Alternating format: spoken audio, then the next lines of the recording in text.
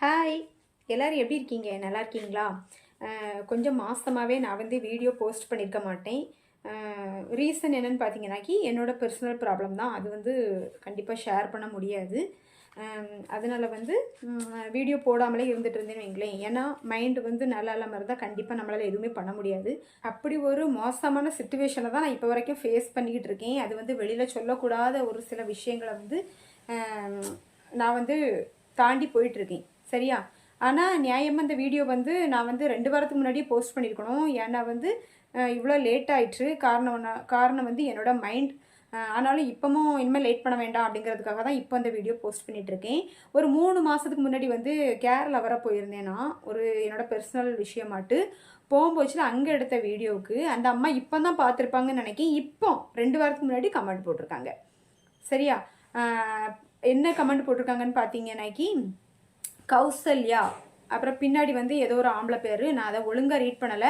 Notification வந்தோடனே read பண்ணிட்டேன். Read பண்ண உடனே அவங்க டெலிட்டும் பண்ணிட்டாங்க. அதை இல்லைனா அதை ஸ்க்ரீன்ஷாட் எடுத்திருப்பேன். என்ன விஷயம் அப்படின்னு பார்த்தீங்கன்னாக்கி அந்த வீடியோவை பார்த்துட்டு நான் வந்து ஒரு கிளியை கையில் வச்சுருப்பேன். அதை பார்த்துட்டு நீ நல்லா அடுத்தவன் காசில் வாங்கி ஓசியில் சாப்பிட்டுட்டு நல்லா ஊர் சுற்றிட்டு சந்தோஷமாக இருக்க அப்படின்ட்டு ஒரு மெசேஜை வந்து அவங்க போட்டிருக்காங்க.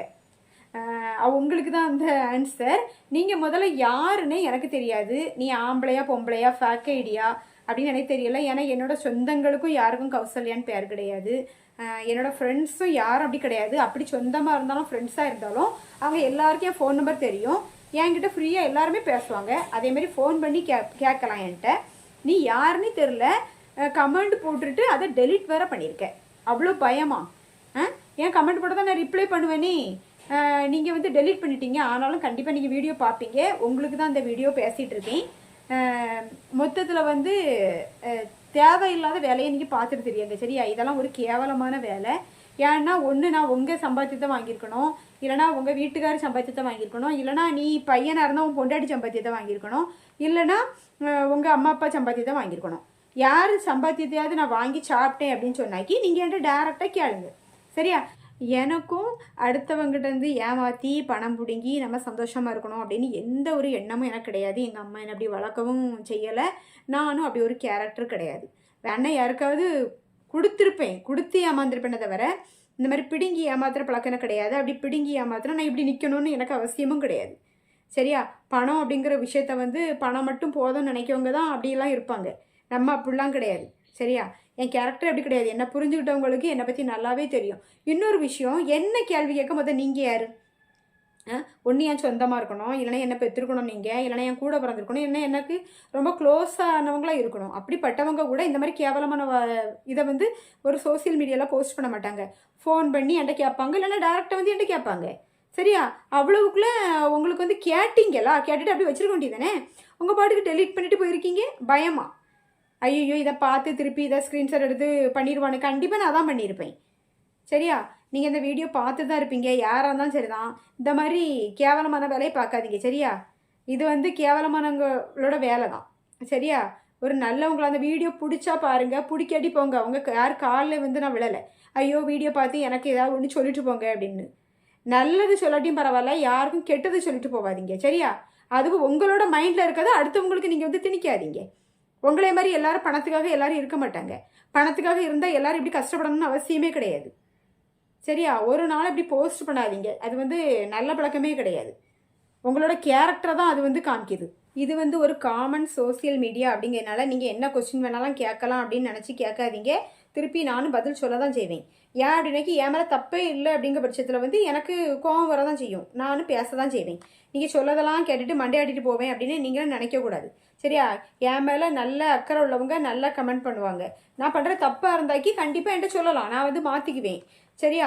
சும்மா நீங்கள் தப்பு பண்ணிக்கிட்டு அதை வந்து என் மேலே புகுத்தாதீங்க. என்னால் வந்து எல்லாத்துக்கும்லாம் மண்டையாட்டிலாம் போகவும் முடியாது. நீங்கள் என்ன கேள்வி கேட்டாலும் எனக்கு பதில் சொல்லணும் அப்படின்னு அவசியமெல்லாம் கிடையாது.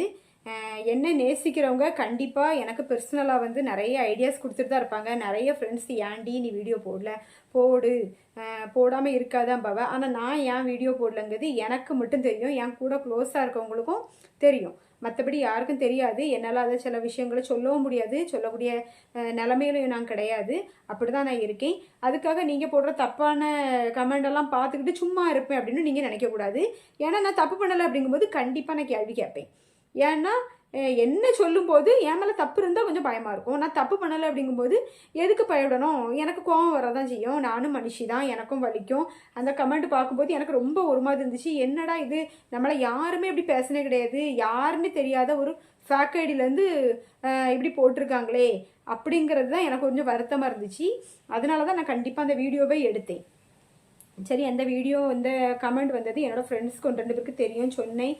அவங்களும் சொன்னாங்க, யாரோ உனக்கு தெரிஞ்சவங்க தானே, நீ தெரிஞ்சவளா இரு, யாராம இரு, ஃபேக் ஐடியிலேருந்து வந்தாலும் உனக்கு அவ்வளோதான் தைரியம், சரியா, உன் கேரக்டர் இதான் அப்படின்னு நான் புரிஞ்சுக்கிட்டேன். இப்படி அடுத்தவங்களை கஷ்டப்படுத்தி ரொம்ப நாளைக்கு யாருமே சந்தோஷமாக இருக்க முடியாது.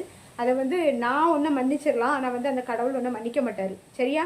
அதனால் வந்து யாரையுமே கஷ்டப்படுத்தாதீங்க. இதெல்லாம் ஒரு பொழப்ப வச்சுட்டு தெரியாதீங்க, சரியா. இஷ்டம் இருந்தால் வீடியோ பாருங்கள், இல்லைன்னா அதெல்லாம் போங்க வாய மூடிட்டு, சரியா. தேவையில்லாமல் யார் காசுல உங்களுக்கெல்லாம் வேறு வேலையே இல்லையா? சிஐடி வேலையை பார்த்துட்டு இருக்கீங்க. யார் காசில் சாப்பிட்டுட்டு இருக்கா, வாழ்ந்துட்டு இருக்கான்னு. நீங்கள் யார் காசில் சாப்பிட்டுட்டு இருக்கீங்க? இதை வந்து நாங்கள் யாராவது பார்த்துட்டு இருக்கோமா? எங்கள் வேலையை நாங்கள் பார்ப்போம், சரியா. உங்கள் வேலையை நீங்கள் பாருங்கள், சரியா. அப்படி நான் ஒருவேளை யார் காசுலையும் சாப்பிட்டாலும் அது அவங்க என்ன கேள்வி கேட்கட்டு, நீங்கள் கேட்க வேண்டாம், சரியா. எல்லாம் தேவையில்லாமல் என்கிட்ட வந்து வாங்கி கட்டிடாதீங்க. எப்பவும் ஒரே மாதிரி இருக்க மாட்டேன். கோவம் வந்துட்டு நானும் ஏதாவது பேசி தொலைச்சிட போகிறேன், சரியா. அதனால் வீடியோ பிடிச்சிருந்தா பாருங்கள், லைக் பண்ணுங்கள். இன்னும் நிறையா கொஸ்டின் ஆன்சர்லாம் இருக்குது. அதெல்லாம் நெக்ஸ்ட் வீடியோவில் வந்து இனி நான் லைனாக பேசுகிறேன். உங்களுக்கு பேசி போடுற வீடியோ பிடிச்சிருந்துன்னா அதையும் நீங்கள் சொல்லுங்கள். இல்லைனா வேறு ஏதாவது வெளியே போயிட்டு போடுற வீடியோ இருந்தாக்கி அதையும் சொல்லுங்கள். ரொம்ப நாள் கழிச்சு பேசியிருக்கேன், எனக்கு ரொம்ப ஒரு மாதிரி இருந்துச்சு, அதனால தான் நான் பேசினேன். ஓகே, பாய். பிடிச்சிருந்தா லைக் பண்ணுங்கள். பாய், தேங்க்யூ.